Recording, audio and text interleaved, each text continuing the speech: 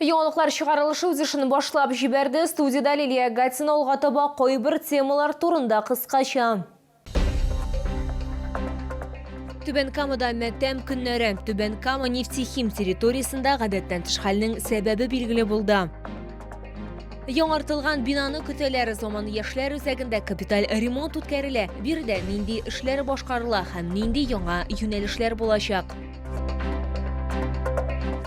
Түбән Кама нефтехим территориясында гадәттән тыш хәлнең сәбәбе билгеле булды. Фаҗига каучук җитештерүдә газ катнашмасы шортлау аркасында килеп чыккан.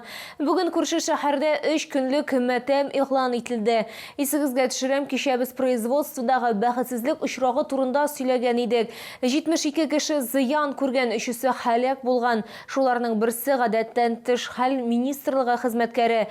9 эшченең язмышы әле дә билгесез. Алар әлегә кадәр элемтәгә чыкмаганнар. Зыян күрүчеләр кирәкле барлык медицина ярдәмен Түбән Кама, Казан һәм Мәскәү хастаханәләрендә алалар. Россия башкаласына 10 кешене гадәттән тыш хәлләр министрлыгының Ил-76 самолетында китергәннәр. Борт заманча җиһазлар, ясалма сулыш аппаратлары белән җиһазландырылган. Пациентларның хәле тотрыклы дип бәяләнә. На сегодняшний день находится на госпитализации 21, 2 человека в тяжелом состоянии, 2 человека сотрудника предприятия мы потеряли. При этом пожар общей площадь составил до 1000 квадратных метров. На сегодняшний день пожар локализован. Ведется взаимодействие с оперативными службами реагирования. По тем, кто находится непосредственно в больнице, это 21 человек. Это сотрудники предприятия, сотрудники подрядных организаций, которые проводили ремонтные работы, строительные работы, в том числе там на производстве. Вот. По ним, конечно, ситуация на прямом смысле слова в руках медиков. Мы приложим все усилия. Предприятиедә янгын бетерелгән. Гадәттән тыш хәлләр министрлыгы хезмәткәрләре су сибу конструкцияләрне тикшерүне, эзләү коткару эшләрен дәвам итәләр. Җинаять эше кузгатылды. Возбуждено уголовное дело по факту происшествия на промышленном предприятии в городе Нижнекамске. По признакам преступления предусмотрено статьей 217 Уголовного кодекса Российской Федерации. Нарушение требований промышленной безопасности опасных производственных объектов.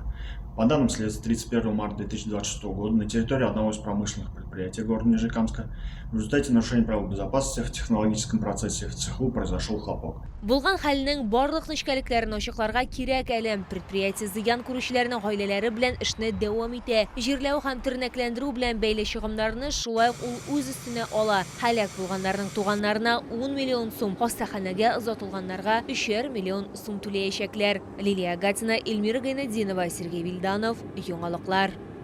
Әгәр сезне берәр проблема борчыса, яки шатлыклы хәбәр җиткерәсегез килсә, безнең Макс кушымтасына мөрәҗәгать итегез. Фотосурәтләрегезне һәм видеоларыгызны 8939 311 31 31 телефоны буенча көтеп калабыз.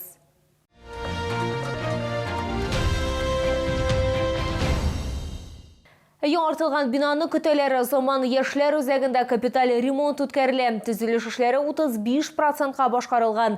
Реконструкция тәмамланганнан соң балалар һәм эшләүче яшьләр өчен өстәмә урыннар да ачылыр дип планлаштырыла.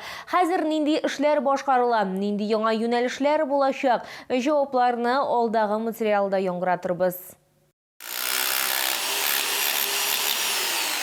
Заман яшьләр үзәге бинасы 1978 елдан бирле файдаланыла. 2025 ел ахырында бинада капиталь ремонт башланды. Төзүчеләргә кайнар һәм салкын су белән тәэмин итү системаларын, вентиляцияләрне, инженерлык коммуникацияләрен яңартырга кирәк булачак. Стеналарны, түшәмнәрне һәм башкаларны бизәү эшләре алып барыла. На протяжении всех этих лет здесь не было произведено капитального ремонта.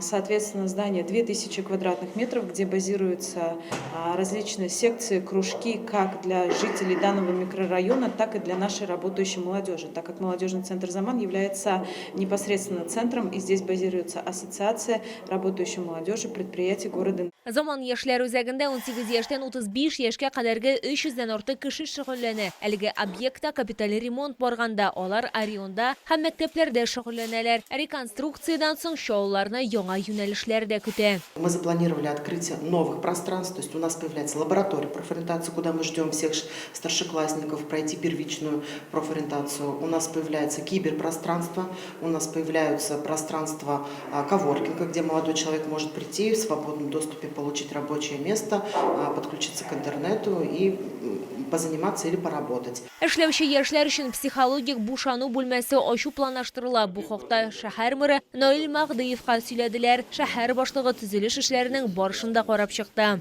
Все работы проводятся в графике, никаких форс-мажорных обстоятельств нет, финансирование открыто, строительная организация работает достаточно активно, у нас замечаний нет. Напомню, что этот объект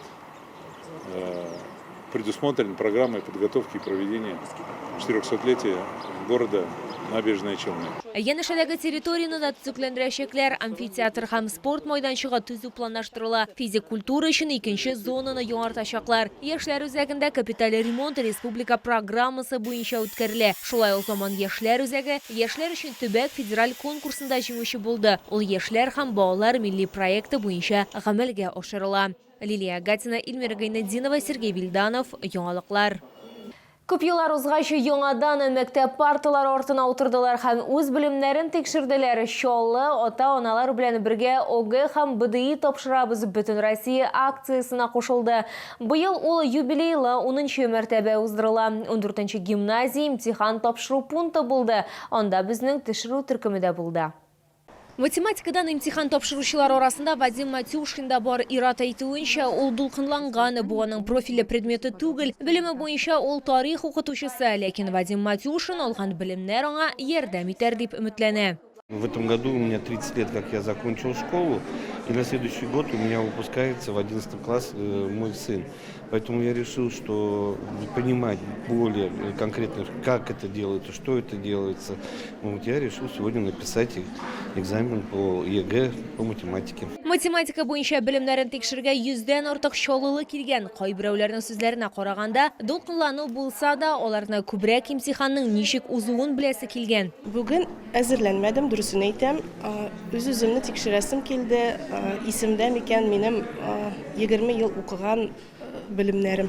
Шуны тикшерәсем килде, үземә кызык булып китте. Шунысын да билгеләп үтәргә кирәк. Элегрәк катнашучылар БДИ гына тапшырганнар, ә быел математика буенча ОГЭ да бирергә. Чыгарылыш укучыларның әти-әниләренә биремнәрне җиңел вариантта үтәргә кирәк иде. Шуңа күрә аларга нибары 1 сәгать вакыт бирелде. Математикадан үзебезнең белемнәребезне кабат тикшереп, искә төшереп карыйбыз. Һәм инде төп максаты әти-әниләргә әлеге экзаменнарның ничек үтүен, балаларның ничек керүләрен, нинди документлар белән керәләр, алар ничек үзләрен тоталар, аларга нинди таләпләр бар, аларны күреп, күрсәтәбез. Ә берничә айдан БДИ һәм ОГЭны мәктәп тәмамлаучыларга тапшырырга туры киләчәк. Быел 2000-нән артык 11-нче сыйныф укучысы һәм 7000-нән артык 9-нчы сыйныф укучысы укуларын тәмамлыйлар. Лилия Гатина, Эльмира Гайнетдинова, Тахир Бикметов, яңалыклар. Бу сезгә җиткерәсе соңгы мәгълүматыбыз иде. Мин Лилия Гатина сезнең белән сау булашам. Исән-имин булыгыз.